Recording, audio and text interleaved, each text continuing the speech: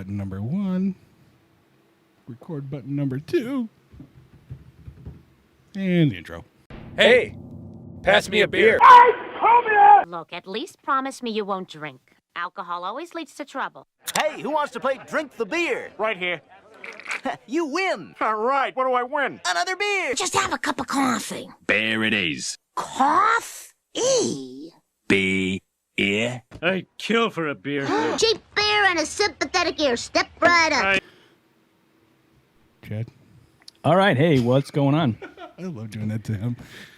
Go ahead. Am I always doing the intro? It's a crapshoot, man. It's how I feel when I hit the button. I believe it's been me every single time this year so far. Nope. Go ahead. Anyway, welcome everybody to another episode of Beer and Hops Podcast. I'm Chad up in the Beer and Hops North studio in Milwaukee, so and official. Beer and Hops South we have on the north side of Chicago. Adam and Jakey, how you guys doing tonight? We're just sitting here trying not to suck. I think we're sucking. Well, whatever. It's fine. Do a better job. Yeah, I know. Our special guest tonight is Mike Zoller or Zoller? Zoller? Zoller. Zoller from porchdrinking.com.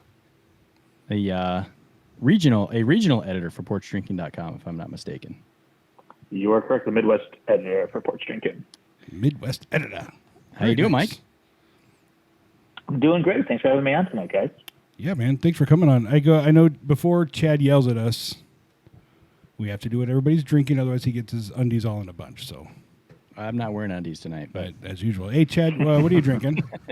I see you got a visor I'm going just gonna tonight. see- I know I'm rocking the visor because my hair was annoying me. I didn't want to put a hat on. It was I guarantee he This spent. is what are we? What are we? A women's show here? Come on, I He don't care spent about an his hair. hour getting that look He ready. just probably is. Hey, Chad, what are you drinking? Let's get back. I am drinking a Southern Tier Sap Squatch. This is a Barrel House Series barley wine brewed with local maple syrup, aged in oak bourbon barrels. Boy, Ben. That's a 13.7 sessionable right there. Hey, Jake, what are you and I drinking? I don't know. You got the can. Something from Toppling Goliath that I picked up. Yeah. We are drinking Hop Smack, a double IPA from Toppling Goliath. Double IPA. So, I don't know. Every time I see something I haven't had from Toppling Goliath, I just usually pick it up. There's some like floaties in this thing, man. Yeah, it's got a little sediment in there going, Sediment. I like it though. It's nice. It's Tasty. got a real juicy sort of, orange juice consistency going on. All right. Yeah, it's good. It's got alcohol, right? Let's see. I don't know what the ABV is. Oh boy. I didn't look. Well, while he searches for that, Yeah. Mike, what are you drinking? Searching. Yeah, I got Hop Skip from Brickstone Brewery, double pale ale, 7.75%. Really nice. It's one of their flagship year-round. Great brewery, about an hour south of the city. I think I've had that one. Yeah, that is a good one. It's been around forever. I mean, it's right up there with their APA. So obviously, the APA has been their go-to beer for since they've opened it. I think 2006. I was just out there on Sunday, and yeah, I mean, Hop Skip and APA are what they're probably known for best. Yeah, definitely. That's a good one. Maybe we should call them too. 7.8 ABV. And It's too late now. Nobody cares. for whatever anymore. it Everybody's matters. like, who cares? As 100 IBUs, but I don't know if we want to get into that. So That's up there. We've already talked about this. you guys talked about it when you were at Lakefront. We did. Yeah. I Nice heard. plug. Good plug. Yeah. Thanks. I like to plug stuff. Yeah. God. You like the plug stuff? Move on, Chad. Move on, Chad. Start this thing. No, off. wait. We got to do that show later. Okay. Yeah, that's the after show. Well. Anyway, welcome to the show, Mike. This is already just a clusterfuck. of a What? show. I mean, What is? Are you in the Chicago area? I am. Yeah, I'm in downtown Chicago. What's up with the weather at Wrigley tonight? Before we start the show, Yeah, we can talk about that. It was 85 degrees about 2 hours ago, and now it's in the 50s, and there is a ton of fog. yeah. So I really can't describe it. I mean, it's very different, but yeah, it's happened before. It's just the Chicago weather. You It's get used to strange that Lake Michigan effect. Going to turn into the fog bowl, the Bears fog bowl. They talked about that on the radio. I bet I was they did, yeah. listening to them while I was in the shower a little while ago, and they were talking about the Bears fog bowl and how this could turn into a Cubs what I don't know what they call it. They came up with some clever name that I can't remember, and I'm not clever enough to remember it. Great story. You know, it's like we live in Seattle now or something. I mean, this rain has just been insane. Yeah, it's been rough. This whole month, I guess May, all of May was awful. Yeah, exactly. They said May was the most rainfall Chicagoland ever received, at least on record, in the month of May. So, Yeah. a lot of rain. Quite wet. Weird. Well, anyway, we're here to talk about porchdrinking.com, which is where Mike is the Midwest contributor, editor. What is porchdrinking.com? Yeah, so we are a beer blog, craft beer blog that has been around now like 8 or 9 years. So been doing it for quite some time. Started with a group of us who all went to Miami of Ohio together. We were journalism students. And the guy who founded it, his name was Tristan Chan. He moved out to Denver, where craft beer obviously was growing quite a bit. Sent a bunch of us a Facebook message one day saying, hey, you know, we all were writers at one point. I'm out here in Denver. Craft beer is becoming a thing. Who wants to cover craft beer? I raised my hand, and that's pretty much where it's been ever since. I mean, the industry obviously has grown tremendously since we started. You know, back when I first was writing, I think there was maybe 6 or 7 breweries in Chicago, and now there's 70 plus. So just a bit bigger. A little bit, yeah. And when was that? Yeah. When did it start? Oh, God, this is 2019. So we must have started like 2011. I was trying to find my very first article I ever wrote, and I think it goes like 2011, 2012. So. Now, are you embarrassed by that article compared to what you write now, or are you still happy with it? I've got, well, I wouldn't say I've gotten better. I probably understand beer a little bit more. Sure. You know, back then you just, you know, like, okay, this beer is good. This beer is bad. And obviously I've learned a whole lot more about beer and I've done a lot more research on it and know a lot more about the process. But even still, it's hard to describe beer because at the end of the day, I mean, there's only so many adjectives you can use to describe a hazy IPA. Right. And it's also so personal because as we've done on this show, when we're all drinking one beer, we don't always taste the same things, you know, and, you know, Right. Chad might like something, which is weird because he has horrible taste, and I don't like it. Oh, come on now. But I don't like it. So it's, you know, it's such a personal thing. When I say I like this beer, it doesn't mean anybody else is going to like it. So, Yeah. I mean, beer, it's all subjective. And that's why beer reviews that have ratings are just pointless. that's what Because- we pretty much have stopped doing that now. Yeah. That's what we used to do. That was our show completely. And this year we've turned to just interviewing beer journalists, beer writers, brewers, all that type of stuff. So And on Friday Morning Beer Review that I do solo, look at that self plug right there. Look at him. I stopped doing. Well, of course I'm going to plug it. Why wouldn't I plug? Well, Do it. While you're there, plug your other YouTube channel while you're there. gee, Wisco Butter. There you go. mean Okay, good job. my boating channel. I wasn't sure Okay, if you hit there it you all. go. Yeah. Jeez, you dick. Anyway, Friday Morning Beer Review. Yeah, I stopped doing the Untapped scale. I still check in beers and use an Untapped Yep. rating, obviously, because I want to know in the future where they're checked in. But it is pointless to do a beer review on YouTube and give it a rating because it doesn't mean anything to somebody else. Yeah, exactly. Yeah. Exactly. I'd much rather know about the beer, some interesting facts behind the beer, if there's a better story behind the beer. That's what I look for when someone is talking about one. And, you know, I write beer showcases and I never give a rating. It's like I always contact the brewery and try to learn something about the beer that nobody else would know, or there's some kind of interesting fact about it. And there usually is something. Like beer has something behind it, and that's what I like to find out and share in my stories.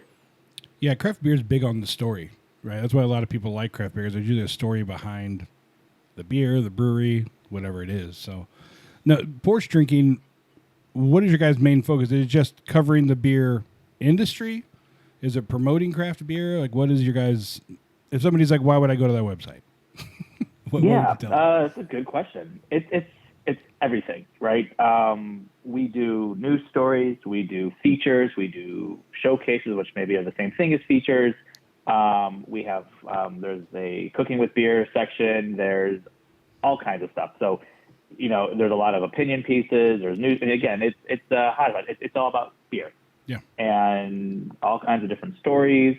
You know, we have writers all over the country. We have over 100 writers right now And so whether, you're in Chicago, Denver, or maybe a smaller market, we have coverage there, which is pretty cool. That's cool. Yeah. Yeah, there is a lot of content on here, Mike. Oh yeah, there's I'm a lot there. impressed with how much content's pumped out here. And I was going to ask, how many Yeah. writers has it grown to today? And it sounds like what you're saying is it's easily 100 Yeah, we're plus. over 100. I don't know how many to be specific, but I would say on a normal day we have anywhere from 3 to 5 articles going out of them. Looking out today, looks like we put out 5. Yesterday we put out 3. So it does definitely ebb and flow based on the season. Come barrel age season, I feel like I'm writing nothing but barrel age pieces, and it's like 6 or 7 a month. But right now we're kind of getting back into the swing of things. Wait a second. There's a barrel age season. Oh, stop it. Oh yeah, absolutely. I don't know. Did I miss some kind of previous He conversation? he'll drink barrel aged Idiot. beer year round, and it offends him when Oh, you of say course. there's a barrel aged. I mean, it's June right now. I'm drinking one, so I know. I had one yesterday. Yeah. See? Yeah. No, they're definitely good year round, but I would say when they start to be released in Right. There you masses. go. no, I know. I get what you're saying. I just Yeah. He's just Yeah. being a dick. Is what he is. He's I'm good just- at But that. to be, I would even fair. I mean, people release barrel aged beers in the summer. You have Off Color releasing dinosaurs with barrel aged dinosaurs was released probably a couple months ago now. But it probably starts with, I don't know, what was the first one? I think Revolution was probably one of the first ones in 2018 with their first of 4 releases. Then Goose, then Half Acre, and everybody just gets it on it. Yeah, everybody jumps in on the barrel aged stuff. Now, you have over 100 writers now, you'd say, right? Is that what you Yeah. said? When you started, how many did you have? Was it just a handful of you guys doing it? What was just Yeah, when we started, I would say 6 to 8. wow. 6 to 8 writers, yeah. And how fast Sounds about right. did it grow before you had to start bringing on people? It took a while. We probably lucked out because at the time there weren't a lot of beer blogs, right? I mean, today there's probably a million beer blogs and whatnot.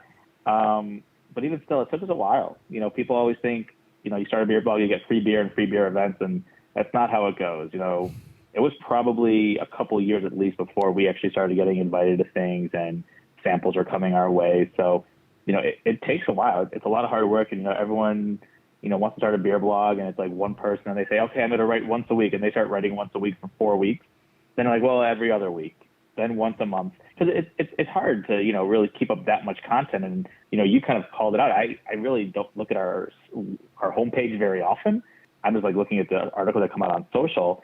But to have this much content, you have to have a team of writers that are dedicated to doing it. Because if you don't have content, your blog doesn't exist anymore, right? You have to have something for people to read. And, it's a testament to our team that we're all really dedicated to craft, and this is all a side hobby for everybody. And we're very consistent, Monday through Friday.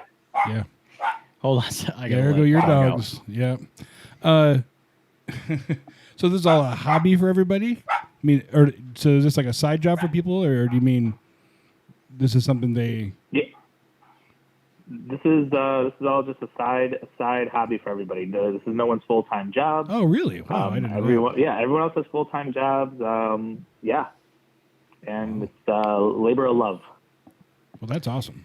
Mike, I really like how the articles, when you go to the website, they tell you as a reader, as a viewer, what the average reading time of the articles is. I'd be curious if when you guys instituted that, if that increased people's willingness to click and read, because my guess is maybe you're having more success with the social media and the videos or the pictures or the Instagrams as opposed to people sort of classically reading articles.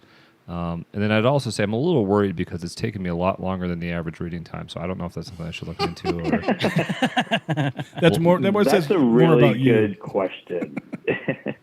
I've seen that before, and I honestly don't know. I think it's just time on the page. Like if you look at one of them has an average read time of 10 minutes. Mhm. That means somebody got to the page and then went away for like an hour because that's our beer beat in Denver. So that for me to see that has a 10-minute average reading time is significantly higher than any of our stories. I would take all those numbers with a grain of salt. Or do people in Denver just read really slow? maybe I read really slow. Well, you do read. I do I just love want to make sure they're the getting all the beer beat. I do love the our story page, and I have to ask, who who is the author behind the Our Story Post Porch Drink? Because that is just hilarious. There's so many parts. I think probably my favorite part is and perform what could only be described as the polar opposite of a Creed / Nickelback mashup. But there is many parts of this paragraph that just cracked me up, and I love the culture. I love like sort of who I visualize behind the scenes. Who's the author behind that? I don't know 100% sure, but if I had to guess, it would be Tristan, our founder. Mainly because in the paragraph above it, he talks about Kentucky basketball, and Tristan is a huge Kentucky basketball fan. So my thought has to be this is Tristan's doing. Again, I haven't been on this page in a long time. The other thing I love here is under your ethics statement, you state that we will gladly accept free or discount samples, but then you say, we will guarantee no positive endorsement or review of said products. All reviews and articles are the express written opinion of the site's individual writers. So I like how you just throw that out there. That like, you know, you're not working for anybody. Nobody's bought you. You're not sneaking in top 10 lists or you know, sneaking in promos for, you know, some sort of mothership that runs you. It's good stuff. Not that there's any sites out there like that. No, there's no site. Like that. Well, you know, I mean, it's frustrating, right? When you see someone who loves every single beer they drink, and it's like, yeah, you're given free beer, but you don't have to like it. Now, if you don't like something, you can explain why you don't like it. Sure. But you don't have to bash the beer, right? There are definitely beers out there that I've had that I'm not a fan of, but people love. Great example is Bourbon County Northwoods. You know, I explain exactly why I don't like that beer. It's one that I always fall on. I always fall back to saying, using that as the example, because some people absolutely love it. It's their favorite Bourbon County variant of all time. And for me, it's one of my least favorite. But I explain why I don't like it. And I always say, hey, if it's not for me, it might be for you. Here are the flavors I got. You go out and you try it, and we can have a conversation about it. And people have taken me up on it, and we'll talk about it. Mm. I may have missed it in the 5 seconds that I let a dog out, but is there a staff at porchdrinking.com? I mean, is it a... Did you guys already ask this?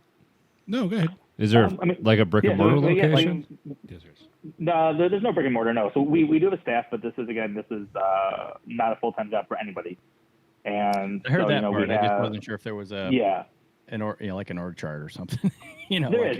No, there's definitely an org chart. You know, if you go to our staff page, you can see this has a really high average reading time for some reason, but you can kind of see our national editors, our founder Tristan's up there, and then we just kind of, you know, it's funny because like there's some people who've been here since the beginning. We've rotated people in and out. It's kind of crazy to see how big our staff is, and you can sit here and count every single person on this page. I'm not going to do that, but we're definitely over 100 now. So I just kind of scroll through here. It's pretty crazy. I love some of these pictures that people went with. The stoic guy with the the pipe, Corey. That's great. Oh yeah, Corey's great. Yeah, stuff. Yeah, a lot of us are out in Denver. A lot of us, if you look through there, you know, Denver has a really big kind of grouping there. But Chicago, we have, I want to say like 8 to 11 people. I try to know for sure, but 8 to 11 writers here in the city of Chicago, and then some in the burbs as well. So, Mike, what's it like for you keeping up in the beer scene? Are you part of like beer clubs? Are you meeting with people weekly, monthly? Are you connecting with other people that are on the staff that are in the Chicago area? Or is it just you out experiencing? All of the above. Yeah, all of the. I think I said all of the above. All of the above. You know, I'm probably doing weekly meetings with breweries, you know, whoever wants to have us out. There's always events. That's the thing of being in Chicago, is there's no shortage of beer events. So one of the nice things about having a staff now is I don't have to go to everything. Mm-hmm. There's so much out there. You know, I kind of, you know, I have a wife and a puppy, and I could probably find a beer event every day if I really wanted to, but we have plenty of writers who are talented and can go out there and cover festivals and news and whatnot. And so, but, you know, there's lots to drink out there, so I'm always busy. Do you have any favorite annuals that you always try to make sure you're available for? Like, is there any events that like that's just I gotta go? Yeah, absolutely. So I think there's 3 events that I never miss. One being Fobab, obviously in November. Bug is the second one, and I say I never miss this one, even if it's only happened one time. But I will make sure I'm always there, and that's Half Acre Far and Away Festival. those three are probably my go-tos that I absolutely love doing. I think Microphone Festival the last 2 years has been great. It's for a great cause, but obviously the brewery lineup that he brings is incredible.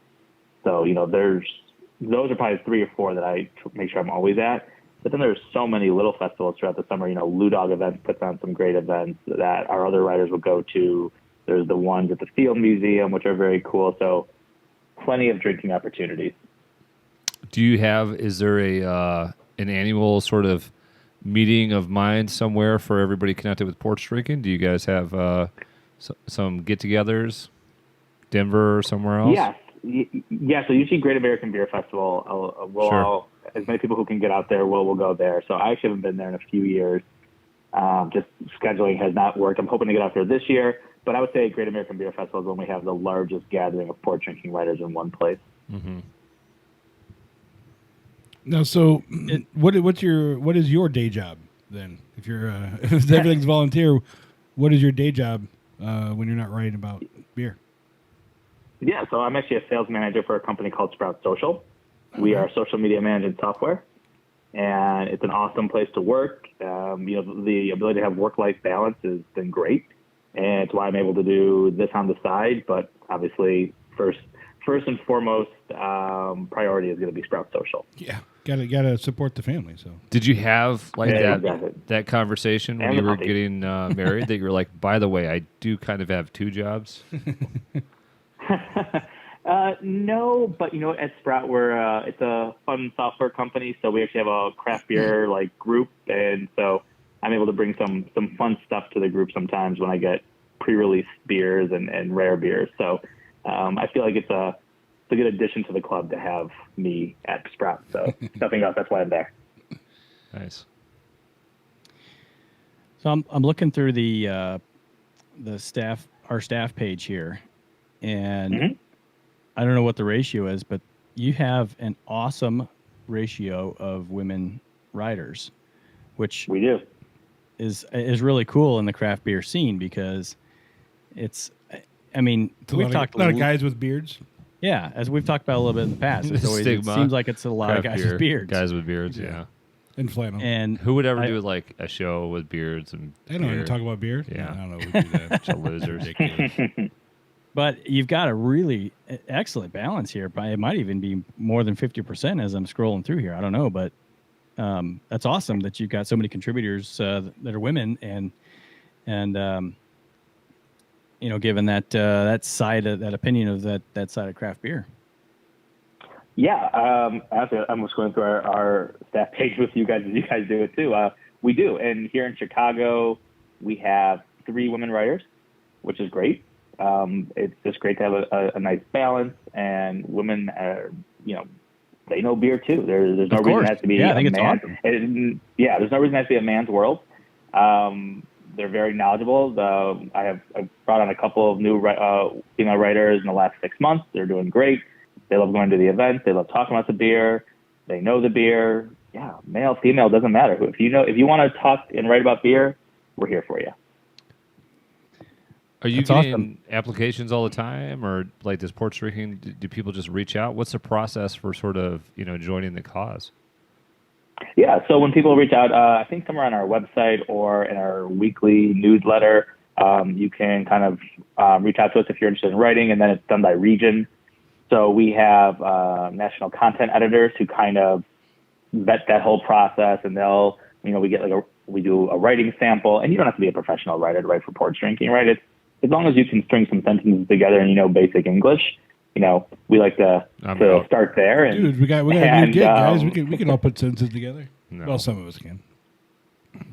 But yeah, so as long as you're able to do that, obviously I'm there to work with our writers if there's anything that we need to just tweak here and there and kind of explain our style guide and whatnot. But it's very low key, it's very chill. But yeah, we're always looking for new writers because you can never have too many in craft beer. There's a new brewery every day. I feel like we need a new writer every day. Do you guys do you publish guest editorial, or is it always someone that's on the editorial staff? Case by case. Okay. I know we have done some before. But yeah, usually Tristan and our national content artists will make that call. But we're always open to interesting story ideas. Now you just said, there's always a brewery opening every day, which it seems like there's always, a new brewery popping up everywhere. It's kind of hard to keep up with. But in the time you've been doing this, what would you say has been the biggest change in craft beer since 2011? Did you say when you started? 2011. Yeah. 2011. We'll say. I think it's about 8 years. That sounds about right. I'm going to try and find my first article now. I'm pretty sure it's a Two Brothers piece that I did. Let's see. Biggest change. I mean, obviously the styles of beer, right? I mean, the easy answer there is that hazy beer is now in. I can tell you that my very first on-site was at Two Brothers, and they have a centrifuge, and they were bragging about how this makes the beer as clear as possible, and you could see right through it. And there was, back then that's what you wanted, right? You wanted clear IPAs that were hoppy and bitter. And today, if you get an IPA, it's clear. People might be, what the hell is wrong with this beer? Yeah. Isn't that funny? That's right. It's crazy to think about. I'm actually going to try if I can find that, because I actually have a picture of the centrifuge. I was like, they were so proud of it, and they still have it today, I'm pretty sure. Yeah, just last week we were at Lakefront Brewery in Milwaukee, and we did an interview with Russ Klisch, the owner. And after we stopped doing the podcast, he gave us a tour, and he showed us their centrifuge. And the one thing he said, it's funny because I'll get shit from people who bought my IPA and they think it's too hazy, and then I'll get shit from people who bought my hazy and think it's too clear. think it's too clear. And he's like, either way I go, it's a lose-lose depending on which beer you just bought from me. So. Yeah, it's crazy to think. I think also just in general, the biggest change has been the tap rooms, right? Tap rooms have just been blowing up lately, and people are, it's one thing to have your own brewery, and you could, maybe just, self-distribute and whatnot, but now everyone has a tap room, and, that's a big thing, is all these hyper-local breweries, and I think that's kind of where this industry is going to go, is everyone can't distribute. It's not going to work, right, because the beer will just sit on the shelf, and it's not going to give people the best experience. So I could honestly see us going into a place where you only distribute out of the brewery, out of the tap room, because, we have breweries coming to the Chicagoland market, and they get in here, and everyone's really excited about them for about 2 weeks, and then they just sit on the shelf. And it's great beer, but the hype is gone once you can easily get it. And how much can the distributors handle? Well, I mean, that's going to be a low ceiling, too, though, if you're looking at starting a new business, right? I mean, how much can your customers carry out? Yeah, but if it's the same kind of strategy as like a Walgreens or a McDonald's. But a Walgreens is a franchise with a shitload of right, but locations. you're on this corner, so you're gonna attract X amount of people from within that a certain walking distance, especially when we're talking about like a city of Chicago. I'm kind of reminded of the last two, actually both of the last two breweries we've been to for podcasts have said the same thing when we've talked about distributing like out of state and where can you get the beer. And they're saying that, while we could potentially do it, the state will say, no, why would we distribute your beer in our state when we've got plenty of other breweries that are doing something similar, and we got to support the locals. Well, right. They already have distributorship, I think, is going to locals. probably start to decline, and business models are going to be based more on local drive markets. It just seems to me it decreases absolutely. your ability for your, to grow exponentially, which is sort of the, staple of how we've all grown up learning business should be. I'm not sure I like this one. Yeah. Just shut up and drink it. Hang on. What'd you switch to? God damn, Jake. Listen, this is recommended to me very heavily. Is this the sour? Whoever said that, kick him in the nuts. This is Crane Brewery's T Weiss, which, okay, first I'm shocked. I like it. It's sour. You picked a 4.5% beer. What is wrong with you? Well, we're going to the Tim Plus next. Oh, God. Jake, your piss is higher ABV than that. Come on. And that's on a regular basis when you hadn't been Just drinking. trying to do something different, something funky. Trying to go down to Funktown. You picked the right one because this thing smells funky. Yeah, well, It says... Never mind. Yeah, exactly. All right, back to the conversation. My fault. Chad, go ahead. You caught me mid sip there when I you know. said, "Chad, go ahead." I try to. No, I kind of wrapped up my thought with the local drive market being, probably a future business model for a lot of breweries, whether they're new or just adapting to a new standard. Because 7,500 breweries in the United States, and it's probably going to continue to keep growing. And do we count these as breweries? These tap rooms with just carry out? I mean, do we still count that? If as you're part of brewing this? your own beer, you're a brewery. Yeah. All right, fair enough. What else would you? But I define mean, it, it's Jake? interesting coming in with like a business plan. Like, we're not really going to try to, break into any main distributors. Well, I mean, there could be these people who their goal is not to get huge as hell. Ooge? Edge. They don't care Yudge. about getting edge. They just want to make beer Must and be have Democrat. fun with the people. So I get it. Yeah. And it keeps your costs down because you don't have to worry about buying more equipment because you're growing so big. As long as you Yeah, got but I enough think we stopping. also think too. It's been proven out that if you make good beer, people will come to you. Yep. Sure.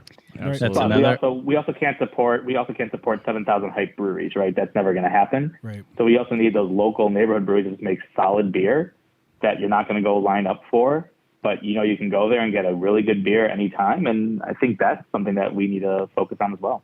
Mike, And everybody knows your name. how much room do you think there is? I think last we saw there was 7,500. 7,500. That was the Brewers Association number 2 weeks ago. Yeah.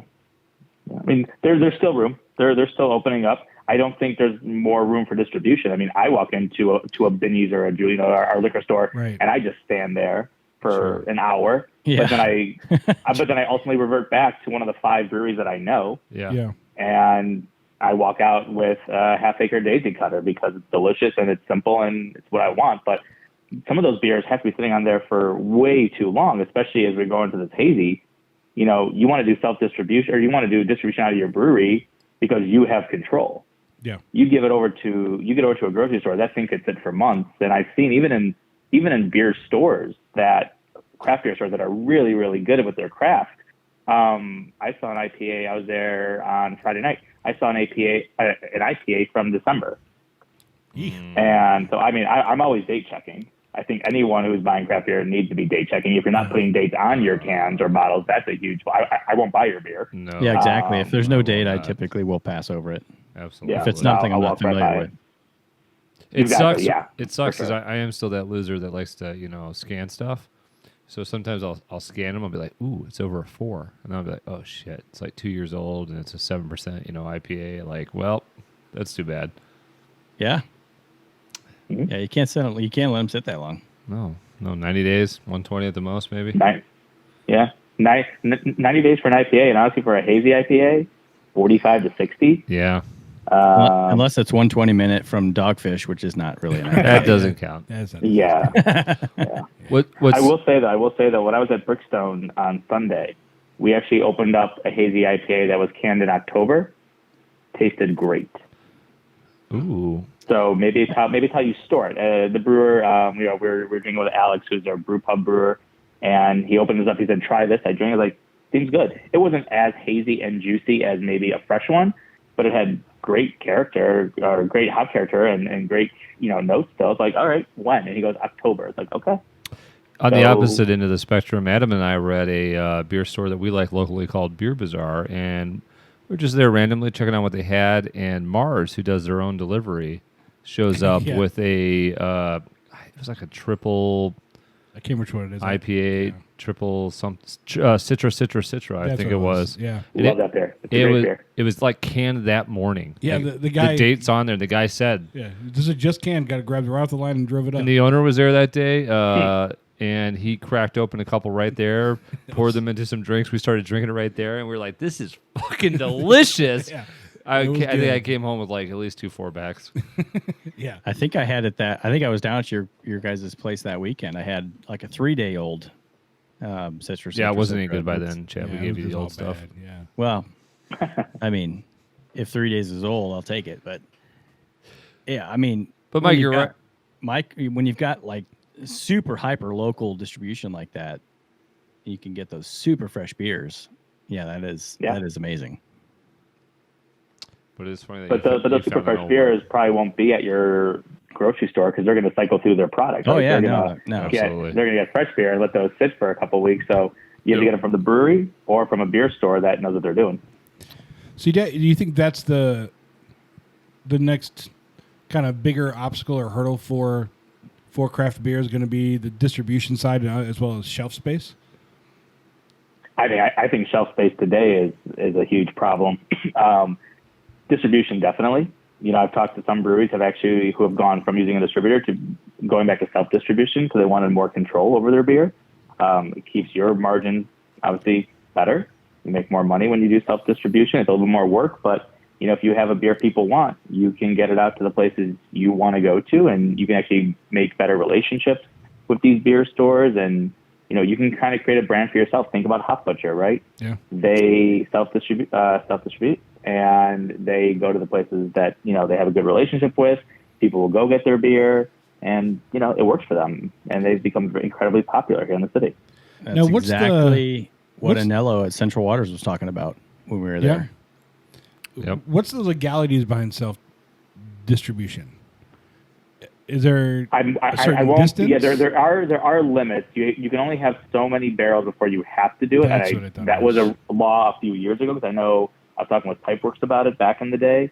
I won't come off as the expert in the legality of all that, but there is a point where you can no longer self-distribute in Illinois. Yeah. I think you're right. It is once you get to a certain barrelage, you have to go to the 3-tier system.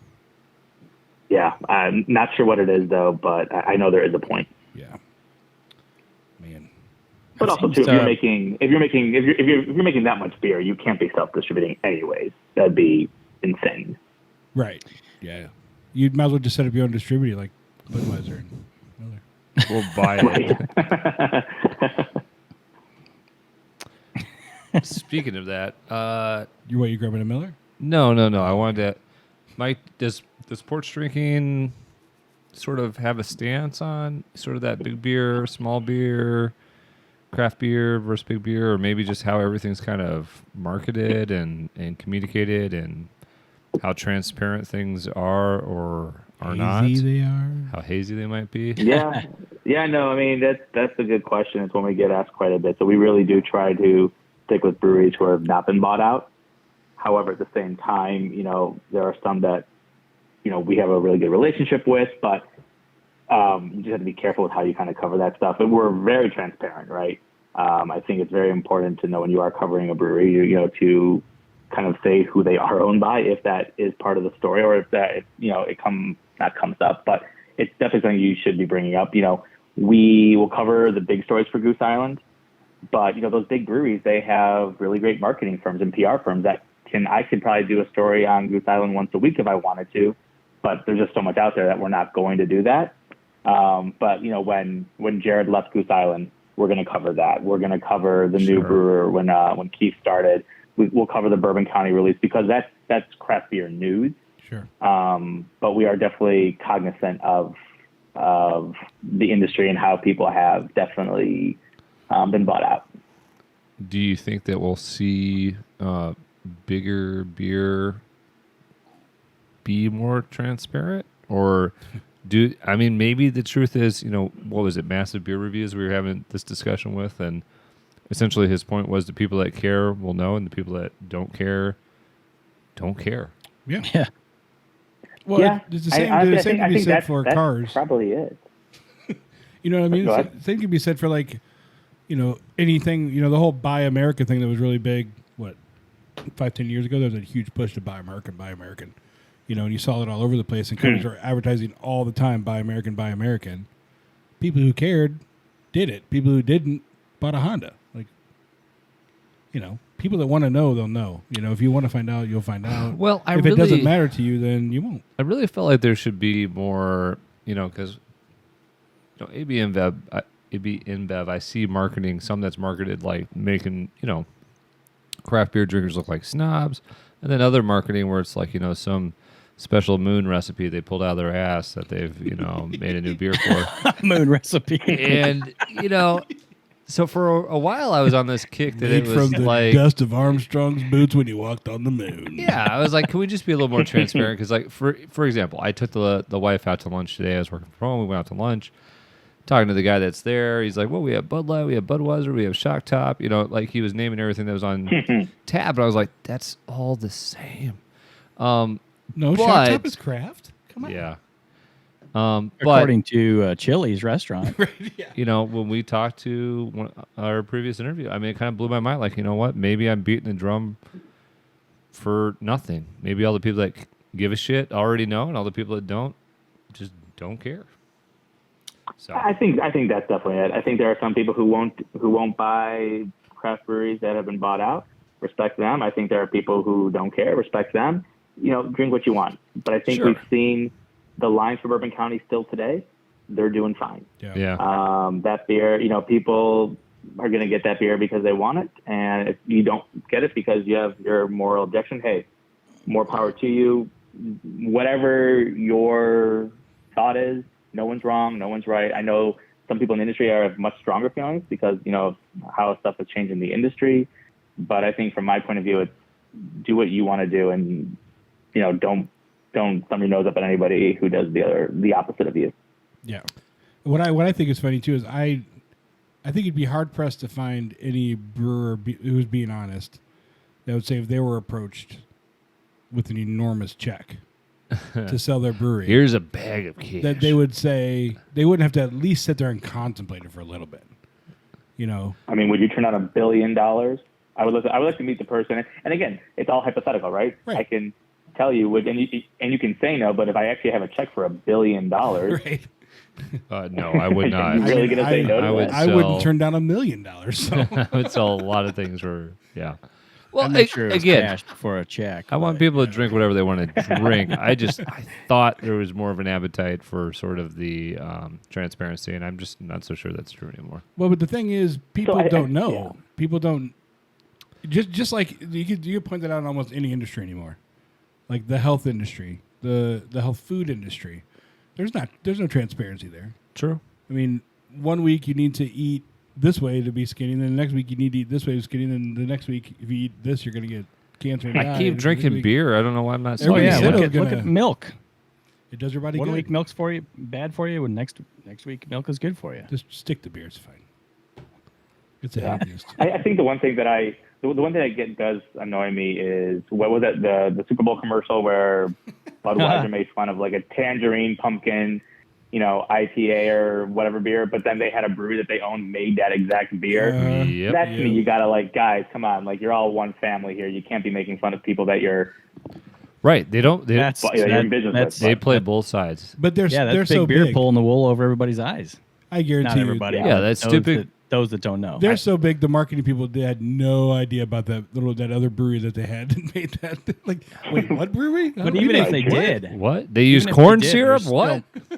there's What? there's millions of Bud drinkers out there that wouldn't think twice about it, Oh yeah, even if the marketing folks knew about NASCAR. that brewery that made that same beer. No, of course not. I mean, listen, your Bud drinker is going to drink Bud no matter what happens. They're not going to drink Miller. They're not going to drink anything. They're going to drink Bud for life. Same thing with the Miller people. You're not going to have some Miller person, see that commercial and be like, corn syrup. I got to go switch to Bud. No, they're not doing that. It's such No a way. brand loyalty No. thing. The guy that- so funny. I've got a local farmer here where I keep where I store some stuff over the winter. His trash can is always full of nothing but Budweiser, and I was out there working on my boat, and I had some craft beer with me, and he asked what it was, and I told him what it was, and he was like, "Gosh, I don't want that fucking shit," and I don't want went flavor. back and cracked another Budweiser. He could care less about craft beer. I mean, doesn't matter. Commercials doesn't matter. All he's going And to drink. that's what these craft beers are competing against.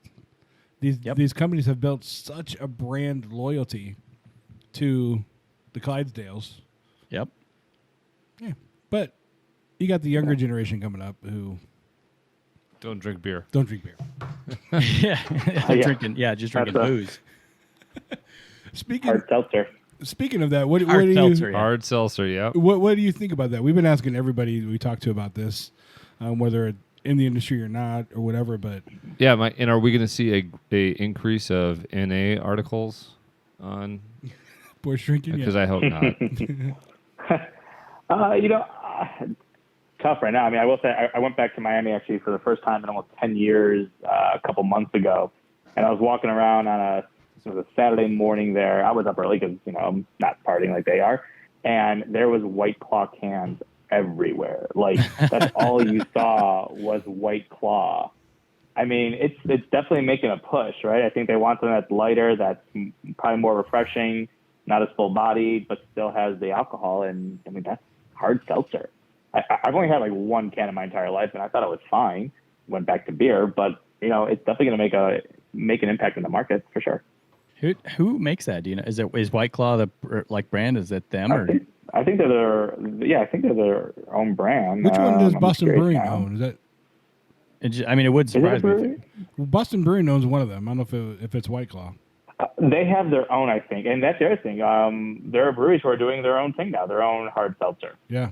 I mean, it's 100 calories. It's 5% alcohol, so it's more alcohol than a Bud Light, but it tastes lighter. It has better flavor for the people who want something fruity.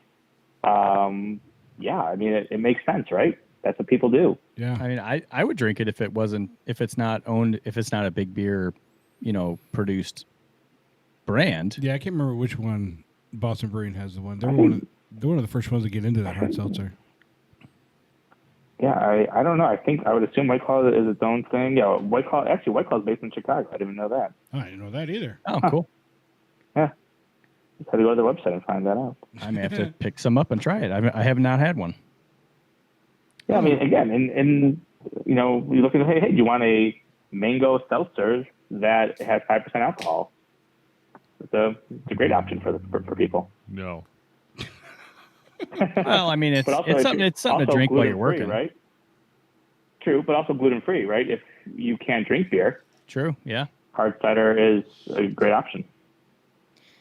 Yeah. I assume it's gluten-free. I say that. I would assume it is. I would almost be certain that it is.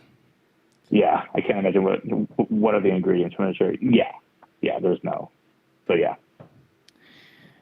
Jakey, are you pouring something new again? He spilled. I'm basically pouring it on myself, Chad. Oh well, what are you pouring on yourself? Get Are on you the taking your carpet, clothes my wife off? will kill you. I think it's mostly just in my lap, Adam. So this is What are you pouring? Hold on a second. We're having issues. White Technical difficulties. White Claw is owned by Apparently. Mark Anthony Brands.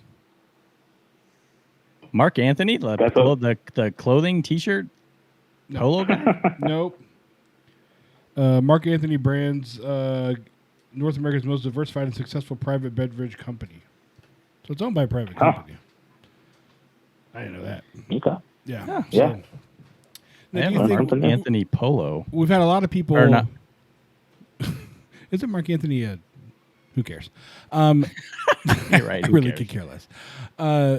We have it. People have been talking about the NA trend, non-alcohol or very low ABV, and we've seen craft breweries. Dogfish Head has a very low ABV, kind of competes with Miller Lite as far as calories, carbs, and alcohol content.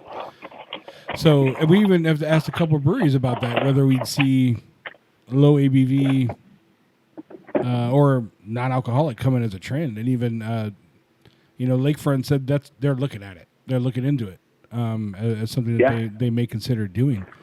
Have you seen anything with that trend? I haven't seen any Chicago craft breweries putting out an NA beer yet. No, not yet. But I think that is a place the market could potentially go. I don't think we've seen any kind of boom yet. But the thing about this, you have the people who are drinking craft beer. As they get older, they have families. They still want to drink beer, but they also can't afford to be hungover the next day. Right. That's where non-alcoholic and low ABV beer are going to play a role. And they have to watch the kids while they drink, so can't- Exactly. yeah. But as long as they taste good, right? I mean, that seems like a stupid thing to say, but they have to taste good. It has to taste like beer. And if they can get these non-alcoholic IPAs to taste like real IPAs, that's what people are going to go for because they want to feel good the next day, but they also want to be drinking beer. That's the thing, and it's what I'm willing to give it a chance, but I want to see it from the craft side. Of course, I've had the O'Doul's and the big beer, and NA beers, and it's nothing to write home about. But I'd be very interested to see a craft beer side of it. And I found a Missouri craft brewery that does only NA beers. And I saw them on Yeah, I know who you're Benny's. talking about. Yeah, I saw them on Benny's website. I've yet to go into a Benny's and actually try to pick them up. But yeah, it'd just be interesting to see where it goes. You know, what breweries we're going to see pop up with it. It'll be interesting to see and how they taste. Yeah, it will get there in time. I think it's still probably a little ways away. I think you're talking about area, the one in Missouri, Well-Being Brewing. There you go. Yeah. Yeah. I've seen their cans before. They look great. I mean, they have a wheat. I'm looking at their ones right now. You have a coffee cream stout, dark amber, golden wheat. I mean, these sound like normal beers. They look like normal beers, but if they're non-alcoholic and they taste good, that's where people are going to start gravitating to it at some point. Now, obviously, there'll always be the normal beer market. Let's not over-index here. Yeah, no. But I mean, there's definitely going to be a trend, especially as the craft beer drinkers who started 5-10 years ago get older. Yeah. And everybody's saying it's the big push of the millennials. They're more health conscious. So they, Yeah. Yeah, so it's NA Well, you beer see- or booze. Give it some time. Right. Millennials Let them grow up a little bit. Exactly. Grow up a little bit, get some fucking bills, and then tell me you don't want to come home Have and a drink your puppy, ass off. have a at night, kid. okay? Yeah, have a spouse, have a divorce, have a job. Have another divorce, have another. Yeah, we'll see. Yeah. Hey, who are you guys describing? Nobody. Hey, we are drinking Perennial Ales Prodigal. So that's what we're having now. We're just crushing through. What kind of beer is it? Imperial Oatmeal Milk Stout with massive fudge and rose malt character. Oh, that's a milk stout. That's going to be 11.5 ABV. Adam's favorite, lactose. Sorry, Adam. Forgot it was a milk. It's all right. Lo siento, chica. Sometimes milk stouts, if they're done right, though, can This one's be not bad. absolutely amazing. This one is not horrible. So, I tried. oh, yeah, you failed. I struck out. It's all right. It's okay. All right. Mike, is There's somebody, a lamp. Somebody dedicated to the See a beer lamp. Instagram? Did Mike fall over? Oh, there it is. Nope, I'm here. Just had to switch over my headphones. Yeah, the AirPods that can't last, man. Can't last. Yes, AirPods. I really can't. I don't know why. These are some of the first ones. I'm going to switch over here. Give me 1 second. Yeah, that's the thing. First gens don't last. All right. Can you guys hear me now? Yep. Yep. Same All thing right. happened. There we go. My wife and I both had the first gin, and right when the second gin came out, the first one's hardly lasted an hour. Had to Yeah, upgrade. same thing happened to me. I wonder if that's on purpose. Yep, there you go. Jake, you had a question, sir? Yeah, I was just wondering, is somebody dedicated to this Beerstagram? Because I was loving looking through these pictures. And people are really just killing it. I thought I was creative, like taking my photo, and no. Nope, you're not. Nope, you're not. Is that Is that one person that's just running that? Or is somebody just...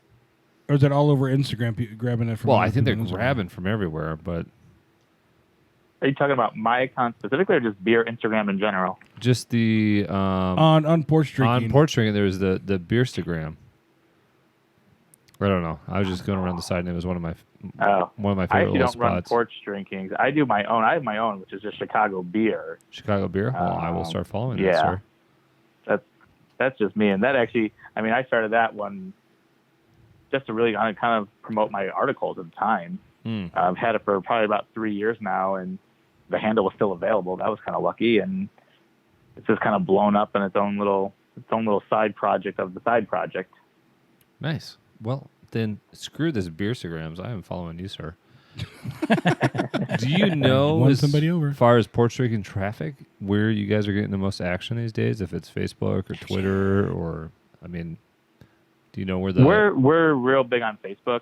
We do have a pretty good following there, but I know our Twitter. We're really good with social media. We have some really great guys who run our social and do a really great job with it. So Twitter and Facebook for sure. Instagram's coming up every day, but we have regional pages as well. So I run our Chicago Twitter and our Chicago Facebook. But we definitely, obviously, the world is full going all social media. we're right there. Is there? You said Chicago, so is Chicago specific porch drinking Twitter and Instagram and okay. Yep. Yeah, so we have Oh. our Porch Drink Shy is our Twitter handle for Chicago. I'm confirming that. I never actually tweeted it myself. Porch Drink Shy is our Twitter handle. Then it's just Porch Drinking Chicago is our Facebook page. So yeah, we have our own page, and that's just because the Chicago market has become so big. Yeah. We needed a way to kind of do our own news and not bog down the main feed. So is there porch drinking Denver, porch drinking LA, porch drinking Miami, New York? I mean, in the bigger some cities, do. obviously. Is there? Yeah, so we have the Southwest has their own. DC has their own. And now I'm trying to think what are some of our areas. Cincinnati has their own. Let's see. We have Porch Drinking DC, Porch Drinking Cincinnati, Porch Drinking South. So we have 1, 2, 3, 4, 5 Porch Drinking Twitter handles that I know of. So what does the Midwest cover for you? Like what area do you guys cover as far as porch drinking Midwest? Yeah, so we cover, we're Illinois, Indiana, Wisconsin, Minnesota, Michigan, Kentucky, Iowa, Missouri, Kansas City, Ohio. I think that's the extent of what, we're really focused on the Midwest. Yeah. Man, it's a lot of breweries. Yeah, it's a ton of breweries. Again, the thing when we started, it was very manageable, and in Chicago is blown up. But then, there's some great breweries. Michigan, obviously, right? Michigan, yeah, a ton of breweries. Iowa has new breweries popping up every day. Wisconsin has a really great scene. Indiana, I think that's actually one thing that's probably not talked about enough. But Indianapolis has some really great breweries in the city and around that don't get the attention they deserve. And, my wife is from Indianapolis, so I'm there all the time, but I'm just seeing new breweries all the time popping up there. Mike, can you recommend it? Because I go down there for business every once in a while. Yeah, so in downtown Blackacre. Okay. And let me make sure I got that name right. In Irvington. That's a great one. Blackacre Brewing in Irvington. In Greenfield, where actually my mother-in-law lives, there's one brewery. It's called Wooden Bear, and I just found it one day when I just had to get out of the house, and it's great. We've all been it's there. It's really solid beer, and it's in a small little town. I actually found it on Untapped.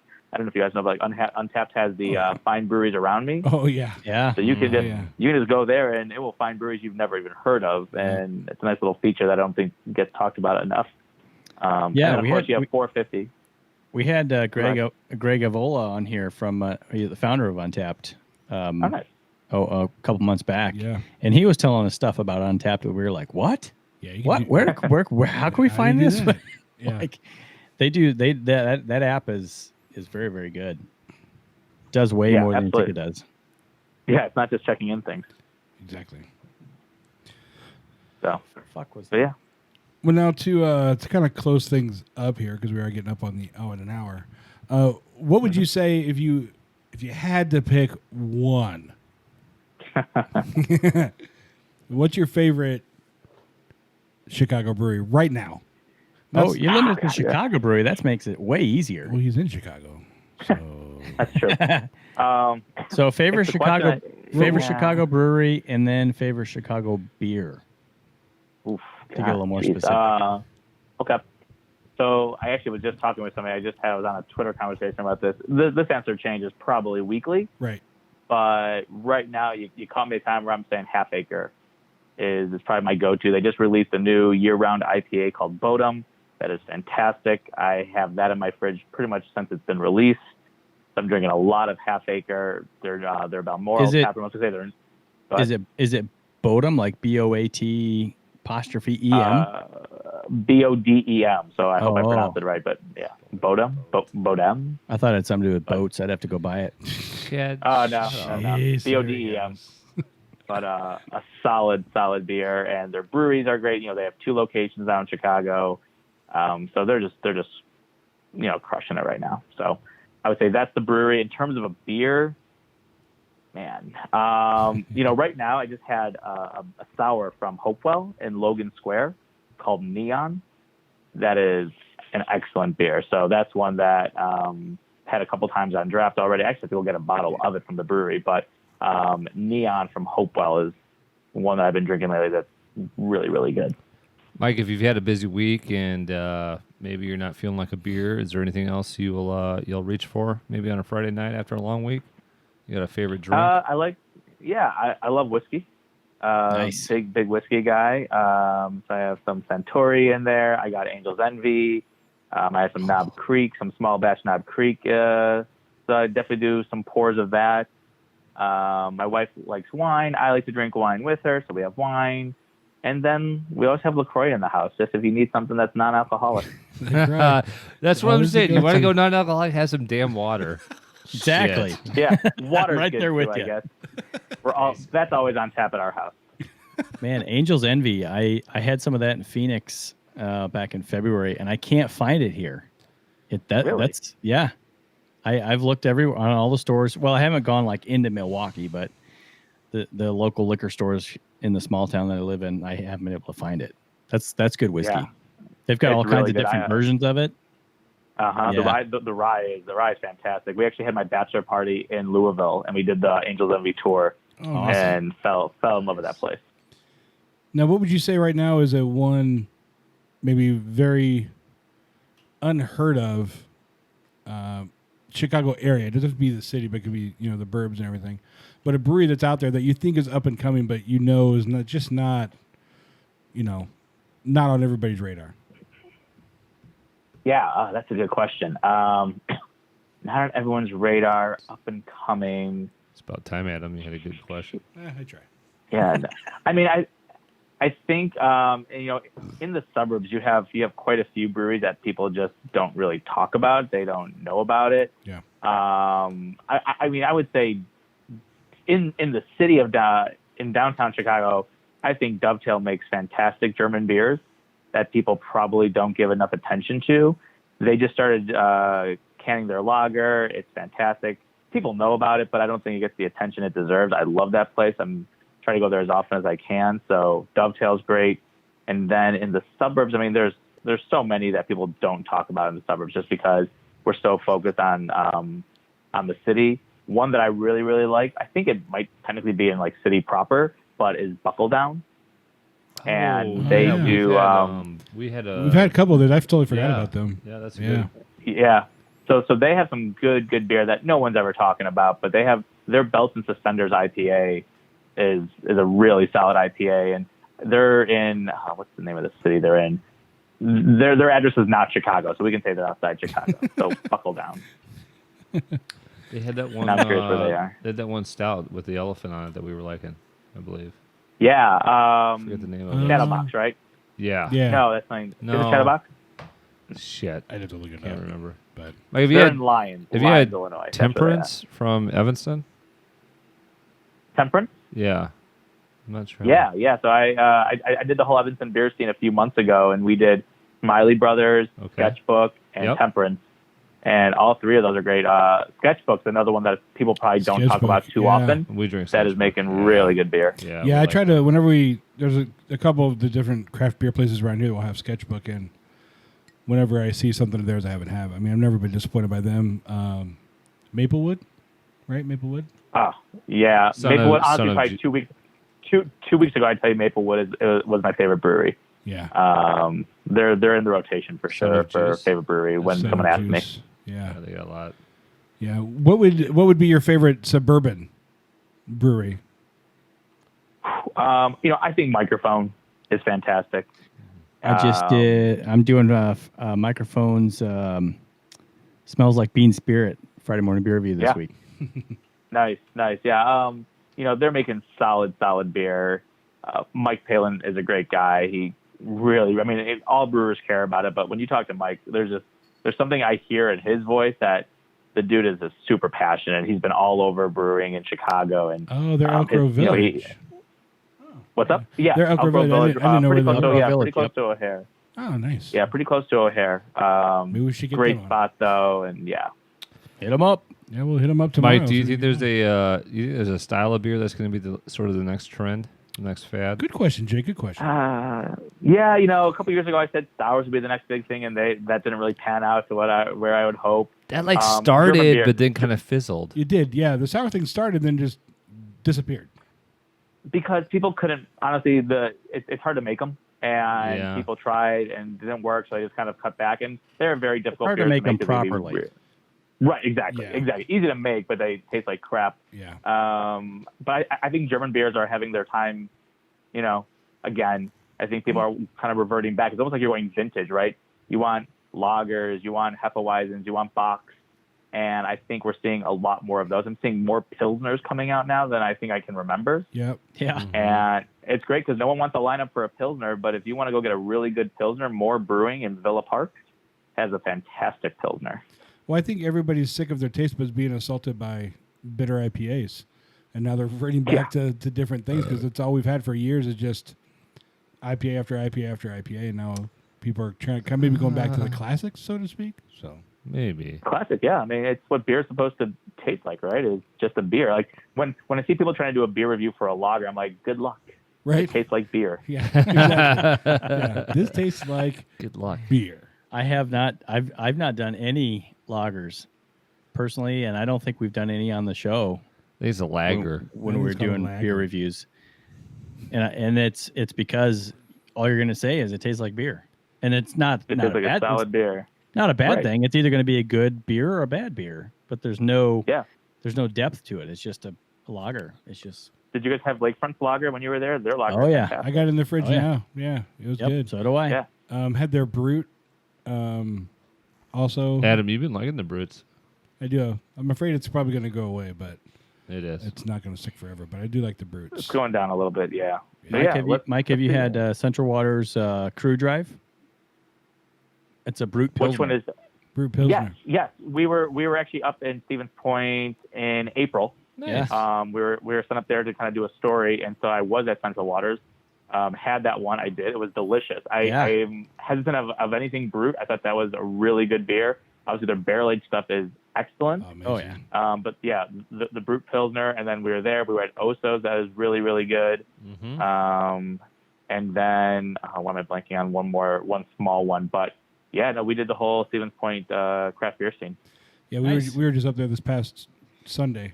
Yeah, I accidentally interviewed the guys. Stole one of their glasses. Dick. I didn't know you did that. I honestly didn't mean to. Bullshit. Whatever. You walked out to the car and said, "Hey, I'm taking this. Come on." No, Where'd you hide that, Chad? I didn't see you carrying You guys anything. said Where we're did you? going. I'm like, all where'd right, you well, I put got a that? glass of beer, so. Mike, where if you want to give out personal social media, you seen where can people where can people find you? Personal phone number, Yeah. personal email address, all that good stuff. Just share it all right here. It's fine. Safe space. Yeah, so obviously active on social. Instagram's probably where I'm most active. That's my handle is Chicago Beer. Simple. Nice. Twitter is my name, Mike Zoller, but I also run our Chicago Twitter, Porch Drink Shy. So probably the three easiest ways to get a hold of me if you want to stalk me or troll me on social. Perfect. Troll them. Nice. Done. Well, man, thank you so much for joining us. We really Awesome. appreciate the time, and it's been cool having a conversation with you. Everybody should check out porchdrinking.com. It's really, really great website, and they give you how long it should take you to read. So if you don't read it in that time, you're just as bad as Jake. So Yeah, I guarantee you'll read it for pretty much faster every than article. Yeah. Well, hey guys, thanks for having me on. Great talking beer, and that definitely stay in touch. cool. Thanks, man. Mike. Awesome. Thank you. Awesome. Hey, Mike, stick around afterwards for a few minutes. We're Sounds the good. three best friends that anyone could have. We're the three best friends that anyone can have. And we're always gonna hang out.